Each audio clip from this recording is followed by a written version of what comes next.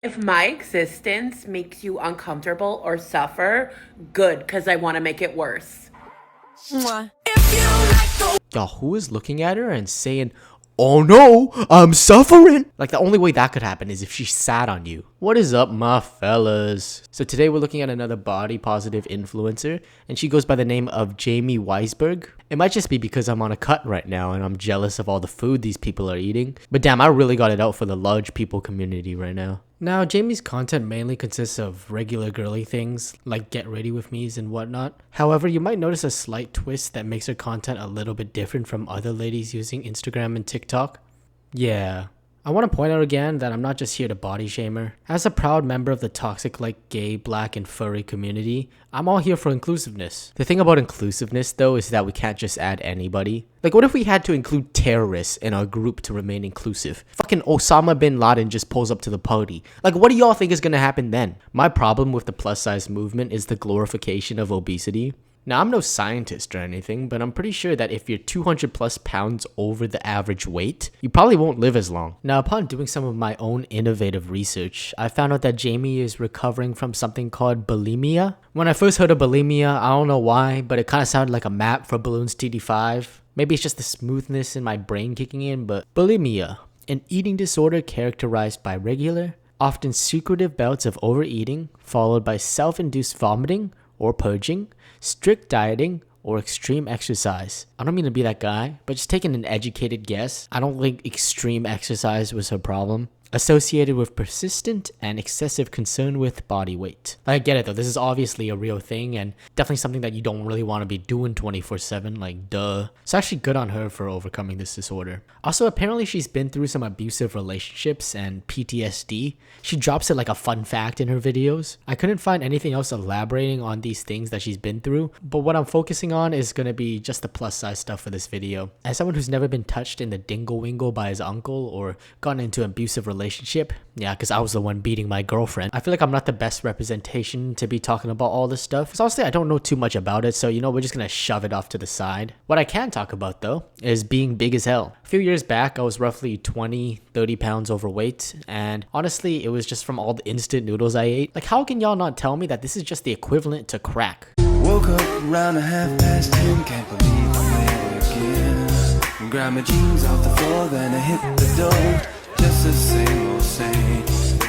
Goes to show you never know. Sam, what are they all staring at? About to change. 'Cause it's just another day. Y'all, she's hit the same emote like 100 times. If you watch any of her other videos, there's a 95% chance she's hitting that shit. Now, there's nothing wrong with wanting to be quote-unquote the main character, but y'all, don't main characters usually have like a little bit of oomph to them? I don't really know the right word to describe it.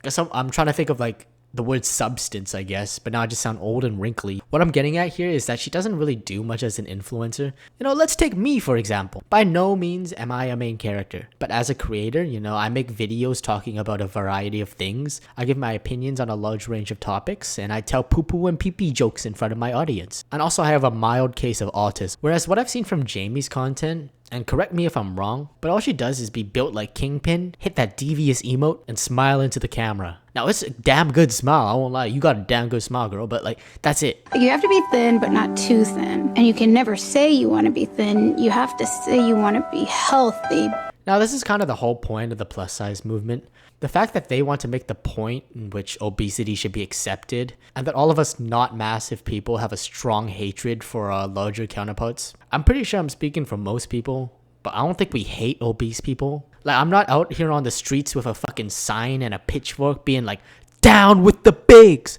Down with the big!" I got some fat as shit friends. Like, sure, I'm gonna make some fat jokes about them and tell them they need to step on a damn treadmill, but at the end of the day, they're still my friends and I don't really hate them in any way. I also want to go back to the main message of that TikTok. I was not born to spend my entire life hating myself because you don't like my body. First of all, I'm pretty sure Shorty wasn't born with that build. Now, there's definitely rare cases where like your body isn't absorbing nutrients, or just being born with a severe eating disorder that can make it basically impossible for you to not be overweight. But those cases are far and few between, and from my detective skills, I'm pretty sure that it's just a case of calories in, calories out for her. I know the large people community really hates it when people say the term calories in and calories out. We don't really see this much obesity in, say, Europe or Asia. This is more of a North American thing from what I've seen, because of how commercialized and processed a lot of these foods are where we live. Besties, even if someone is looking at your arms or staring at you funny, doesn't mean you're any less deserving of wearing the shorts or the cute outfit.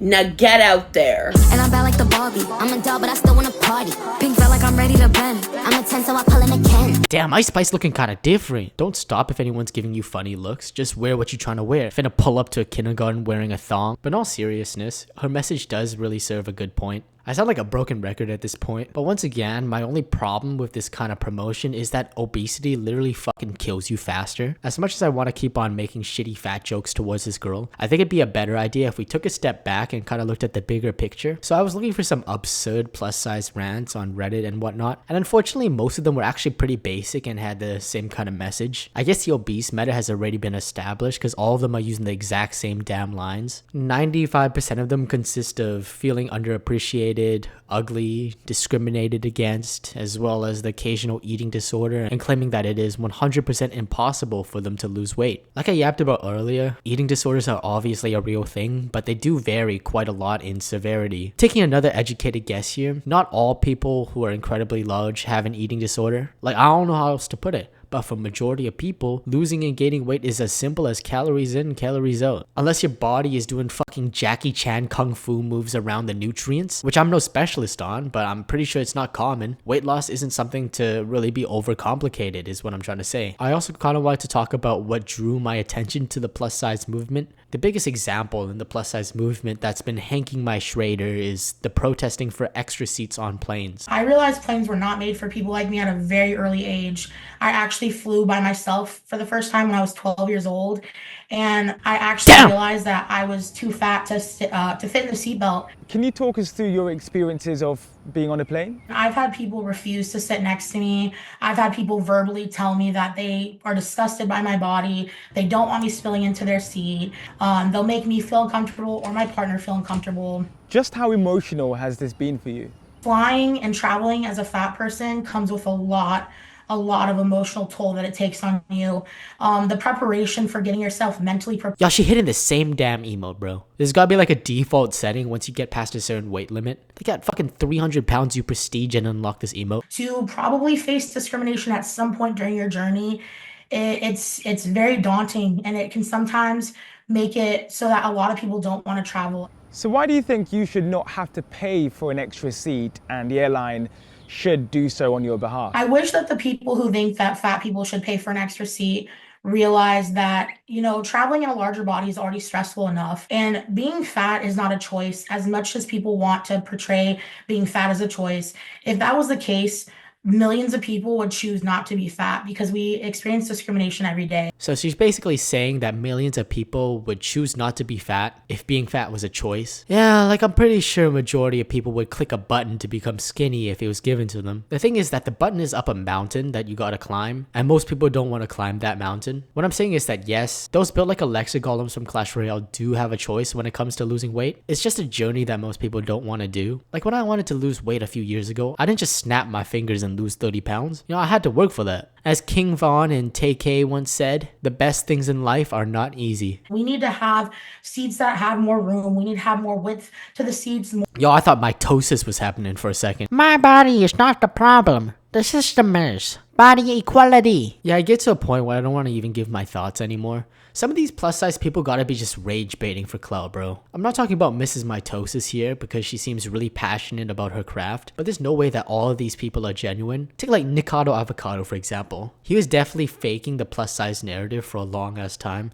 Putting two and two together now that we've seen his transformation. Or even someone like Dave Blunts. He obviously fits into the plus size category, but he isn't really a member of the community. Like he knows he's big as hell, but he doesn't try to push that onto others. He even makes jokes about trying to crowd surf at his shows. At least I pray that it's a joke. I feel like I've been talking shit about fat people for a fair amount of time now, so I thought it'd be a good idea to wrap this video up with some positivity. I just wanted to give some praise to fat people that are cool and that do benefit our society. Number one, Sumo wrestlers. There's a big difference between looking like a sumo wrestler and being a sumo wrestler. Wrestling in general is probably the hardest sport there is, and there's no way I could talk bad about these people, especially when my wrestling record is like 3-5. Number 2.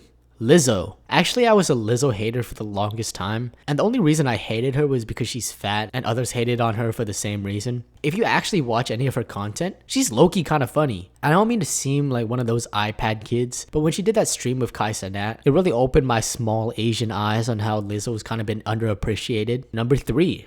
That one fat friend. Everyone's got that one friend who tips the scales a little bit too much to the right, but I'm pretty sure when you're fat, you get like a superpower. Majority of the big population that I hang around with is either really funny or mentally challenged, or both. To sum up this video and my thoughts, fat people are fat. I don't mean to sound like one of those Sigma wolf males, but I feel especially in today's world, particularly in North America, people aren't taking as much accountability anymore. Combined with all the processed stuff we got, the absolute cancerous hellhole that is TikTok and Instagram Reels, and you just have a recipe for being built like Gorlock the Destroyer. I think a lot of people have been too focused on the inclusiveness factor when it comes to everyday stuff. Now, I'm not really out here saying, if it ain't white, it ain't right. But we're reaching a point of inclusiveness where the door is damn well open to anyone. And when that door is wide open, even the large people can squeeze their way in and promote essentially what is basically just a shorter lifespan. Like, are we gonna have crack addict inclusiveness next, bro? Anyway, so my last video did very good, so that's pretty cool. I appreciate all you toxic likers that liked my video.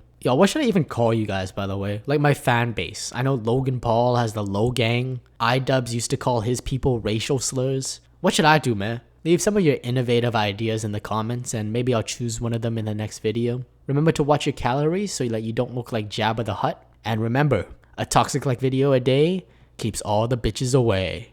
Peace!